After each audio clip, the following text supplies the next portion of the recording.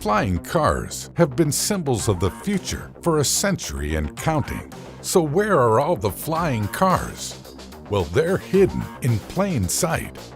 While flying cars are not everywhere in the 21st century, multiple functional designs have already been created.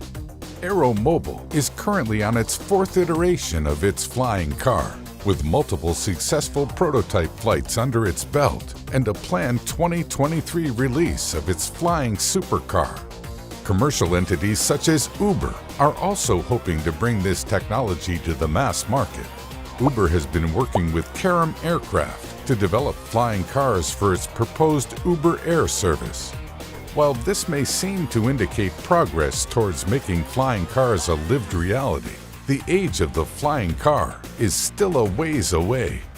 Designs for flying cars have existed since the middle of the 20th century, although often under a different name, the roadable aircraft. However, these designs were a far cry from the gravity-defying vehicles seen in science fiction and have largely remained stagnant since the Taylor Aerocar's first prototype was designed and built in 1949. The Aerocar was essentially just a small car with a rotor on its back. It lugged around its wings and tail unit in a cart and could reach speeds of up to 60 miles per hour on the ground and 110 miles per hour in the air. The conversion process from car to plane could also reportedly be done by a single person in 5 minutes. Despite being perfectly functional, the Aerocar never found its way to market. Investors saw little point to the vehicle. Not only did it perform worse than single-purpose cars and planes of the time, but the hassle of converting it from car to plane and vice versa made it far less convenient than simply owning both a car and a plane. The very notion of a roadable aircraft stumped engineers since the concept first started floating around. It's not that it wasn't possible to create them. It was just difficult to engineer a vehicle that performed well as both a car and a plane. This is mainly due to how cars and planes have separate opposing sets of requirements to operate efficiently. The most glaring contradiction could be observed in their ideal shape and size.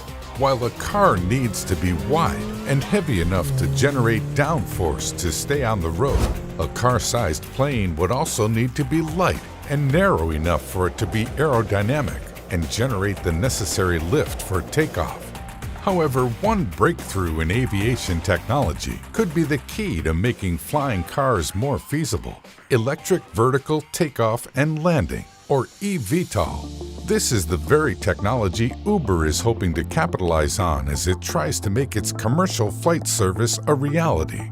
eVTOL aircraft look a lot like helicopters and will require far less space to take off and land.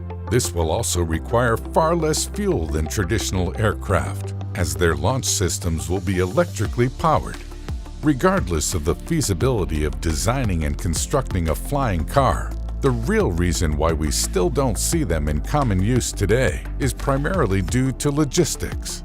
Even with all of the promise Aeromobile had with its initial tests and designs, one of its iterations suffered a well-documented crash during a test flight in 2015.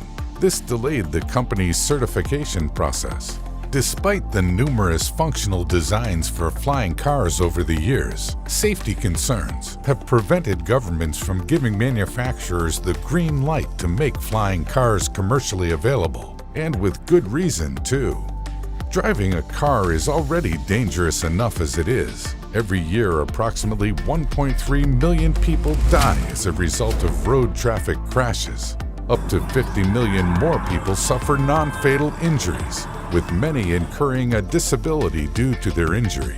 Imagine how much these numbers would change if cars on the road had the option to fly. Piloting an aircraft is orders of magnitude more complex than driving a car, and requires months of training just to receive certification to fly recreationally. While AI technology has been advancing rapidly, with documented cases of AI pilots outperforming human pilots, current designs for flying cars lack the onboard computing power to properly accommodate an AI.